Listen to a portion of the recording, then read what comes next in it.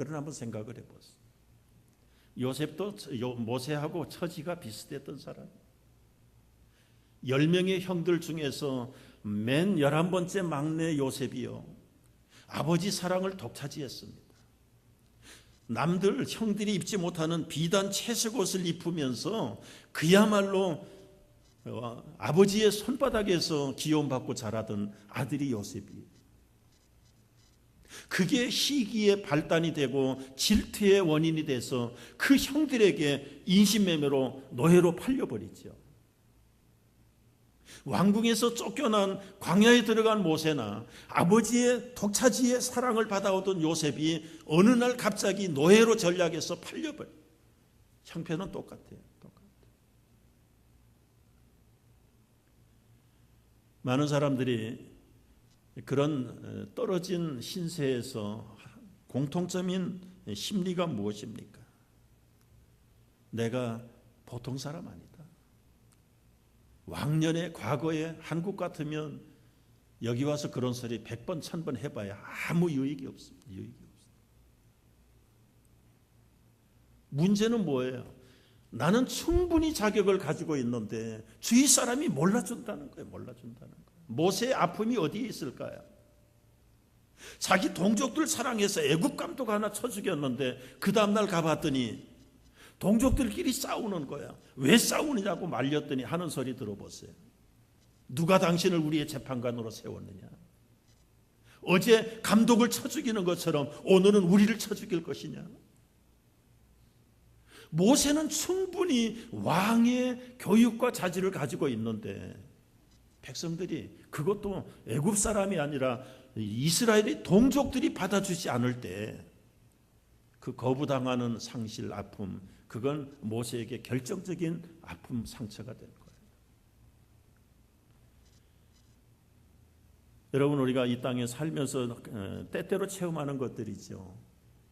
얼마나 많은 교육을 받았습니까? 우리 한국 분들이요. 그런데 직장에 가서는 제대로 대우를 못 받는다. 일하는 걸 보면은, 야, 그것도 일이라고 하고 있냐? 눈치 빠르지요. 머리 명석하지요. 거기다가 부지런하지요.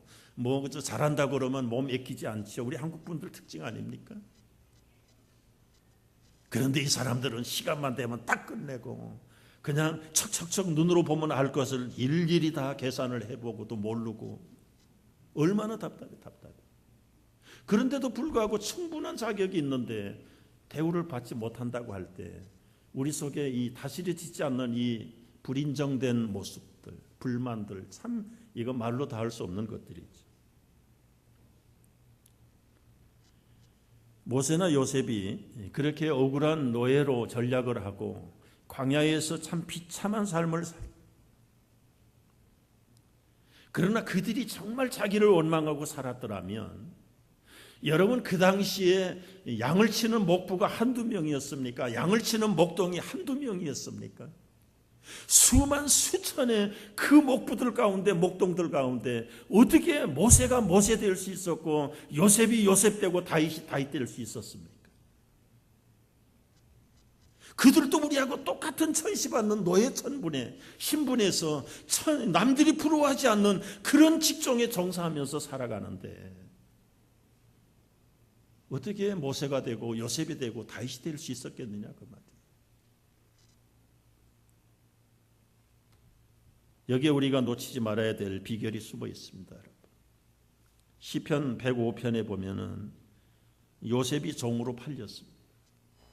그의 발은 착고에 차였고요, 그의 몸은 쇠사슬에 매었다고 그랬어요. 참 아무리 생각을 해봐도 이건 앞뒤가 맞지 않지요.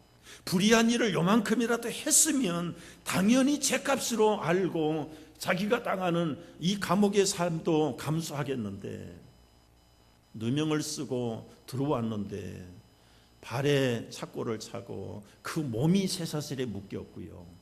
여러분, 성경을 안 찾아서 그렇지 105편 17절 보면은 몸에다가 이자가 하나 붙어 있어. 아라비아 이자. 그걸 맨 밑에 푸트노트를 보라는 거예요. 거기에 보면 히브리어로 혼이라고 돼 있어. 혼.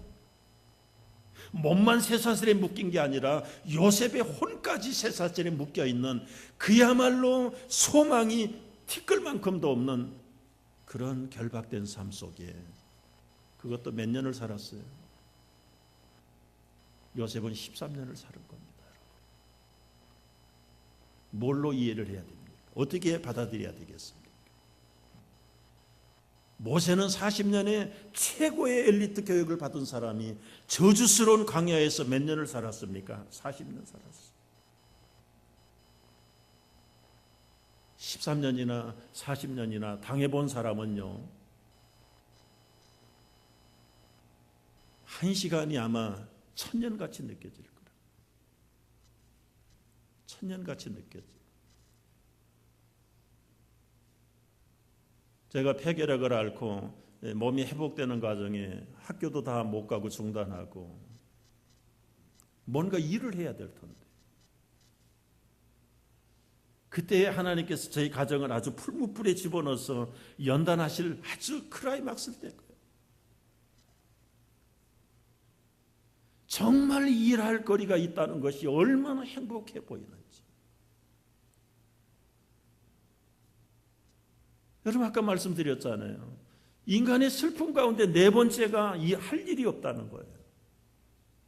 써주지 않고 불러주는 데가 없고 내가 가서 당연히 일을 해야 될 자리가 없다는 것은 이건 곧 죽음과 직결되어 있는 거예요. 인정받지 못하고 거기다가 쇠사슬에 묶여 있다. 광야의 환경 속에 갇혀 있다. 실력이 없는 사람 같으면 포기라도 하고 살지. 모세는 40년을 견뎌야 됐습니다. 요셉은 13년을 견뎌야 됐어요. 다윗도 마찬가지입니다. 형들은 집에서 그야말로 이 거실에서 텔레비전 보고 간식 먹고 있는 시간에 그 망둥이 그 다윗을 저 차가운 야밤의 깊은 밤중에 산골에 보내가지고 양을 치게 만들고, 이런 불공평이 어디 있습니까? 어린 다윗이 불평을 했다면 수많은 불평을 쏟아낼 수 있지. 우리 집안의 아버지가 저거 맞아? 우리 형들은 도대체 인정머리가 있는 것들이야. 그러나 다윗은 그런 얘기가 없어요. 오늘 말씀 속에 보면은 정말 이들은 신약성경 그때 몰랐지만 그들이 당한 처지와 그들이 당한 입장에서 바로 이렇게 얘기하는 거예요. 종들아 두려워 말고 두려워하고 떨며 성실한 마음으로 육체의 상전에게 순종하기를 그리스도께 하도다. 이 신약의 말씀은 그들이 몰랐지만 이 하나님이 그들의 역경과 그들의 모든 참 지긋지긋한 삶의 현장에서 요구하시는 아버지의 뜻이 무엇인가를 알아차린 사람들이. 요셉은 그래서 보디발을, 그의 가족들을 상전처럼 섬겼어요. 모세도 그야말로 이름 없는 촌부 이드로를 자기의 상전으로 섬기고 그의 양을 얻어서 양떼를 쳐주고 밥을 얻어 먹다가 결국은 그의 딸 시보라를 얻어서 그 집의 사위가 되는 겁니다. 여러분, 섬기지 않는 거만한 저 애굽에서 온, 왕궁에서 온 그런 거만한 사람을 사위 삼을 사람이 누가 있어? 성경은 이런 얘기를 다 생략하고 있지만 그저 이것이 나에게 주시는 하나님의 트레이닝 코스라는 걸 생각하고, 예수님도 마찬가지. 예수님은 하나님이십니다. 능력이 있는 분이십니다. 얼마든지 돈을, 그리고 금과 은을 말씀 한마디로도 불러들여서 그 집을 부유하게 할 수 있는데, 육신의 아버지가 가난한 목공소의 주인, 어린 소년 예수 그리스도는 그 밑에서 나사렛, 가난한 동네 나사렛에서 순종하며 받으시다. 여러분이 마음 자세를 알고, 두 번째는 인내를 하면서 기다리는 거예요. 기다리는 거예요. 결국 다윗이 그렇게 기다렸더니 그 시간에 뭘 했습니까? 시편 78편 70절을 한번 올려보세요. 같이 한번 읽어보겠습니다. 또 그의 종 다윗을 택하시되 양의 우리에서 취하시며 전양을 지키는 중에서 그들을 이끌어내사 그의 백성인 야곱, 그의 소유인 이스라엘을 기르게 하셨더니 이에 그가 그들을 자기 마음의 완전함으로 기르고 그의 손의 능수감으로 그들을 지도하였도다. 다윗이 이스라엘의 성군의 임금이 되기까지 어떤 훈련을 겪었다고요? 형들은 거실에서 텔레비전 보고 캔디 먹고 아이스크림 먹고 유유작작하고 놀 때에 어린 다윗은 저 산골에 보내가지고 그 야밤의 공포의 밤 속에 두려운 맹수들과 더불어서 그 생명의 양떼들을 보호하고 맹수들을 물리치는 담력을 길러가지고 결국은 그것이 이스라엘의 길 잃어버린 양들의 지도자가 되게 하는 훈련을 그때 하셨다는 것이죠.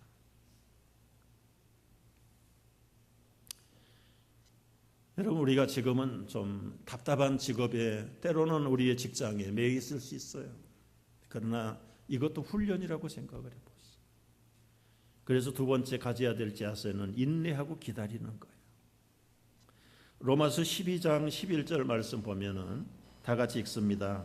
부지런하여 게으르지 말고 열심을 품고 주를 섬기라. 다 같이 부지런하여 게으르지 말고 열심을 품고 주를 섬겨라. 이 말을 하면 우리 한국 분들은 할 말이 많아요. 어느 민족 못지않게 부지런하고 열심 있는 백성은 한국 민족이에요. 심지어 유대인들마저 이 열심에는 포기했다고 그러잖아요. 어시장에 유대인들이 처음에 다 잡았는데요. 한국 분들이 야금야금 들어가면서 좋은 생선 싸게 살려고 밤 12시에 가봤더니 한국인들이 벌써 와서 기다리더래요. 그래서 유대인들이 새벽 1시에 갔더니 한국 사람은 새벽 2시에 왔더래요. 안 된가요? 하여튼 열심을 못 찾아가는.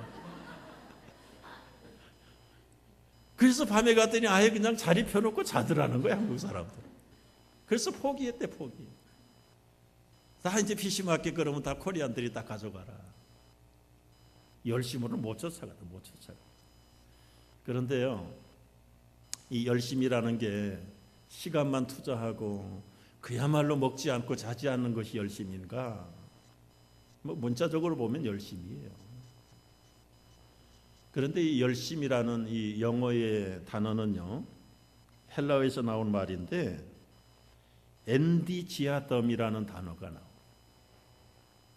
이 엔디지아덤은 엔과 더스라는 말이 합성화된 것이에요. 엔은 영어로 말하면 인, 더스는 하나님이에요. 하나님 안에 있는 게 열심입니다. 여러분, 깨닫는 자는 깨닫기를 바랍니다.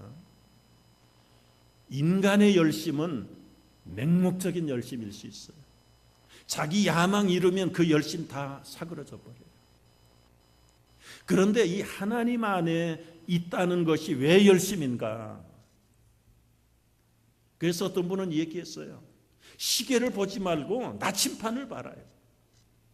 열심히 뛰긴 뛰는데 어디로 달려가는지 모르는 열심. 그런데 이 하나님 안에 있다는 것이 진정한 열심이라는 것은 왜 내가 이 땅에 와서 내가 왜 일을 해야 되는지, 앞으로 무엇을 해야 되는지 나는 모르고 보이지 않지만 하나님을 바라보면 보인다는 거지요. 이게 유대인들의 열심과 우리 코리안들의 열심의 근본적인 차이입니다. 안 먹고 안 자는 것만 열심이 아니라 왜 어떻게 정말 위에 계시는 하나님이 나의 삶과 짭을 통해서 이 생애를 통해서 뭘 요구하시는지를 분명히 보고 깨닫는 사람에게 어떻게 우리가 게임을 할 수 있겠어요? 맹목적으로 열심히 해가지고 좀 집어넣으니까 부자가 되니까 그 다음에 나타나는 일들이 뭔가요? 그건 한국뿐만 아니라 외국 사람도 마찬가지. 하나님의 뜻 분별이 없이 잘 먹고 한 미천 잡은 다음에는 그 다음에 할 일은 타락하는 것밖에 없어요. 배로 하나님 삼고 자기 욕망대로 살다가 손가락질 받다가 부끄러움 가운데 꺼져가는 사람들이 그저 하나님 없는 열심의 사람들의 뒷모습이에요. 그런 면에서 생각한다면 여러분, 우리의 참 지긋지긋한 일이라 할지라도 이것이 하나님 안에 있다.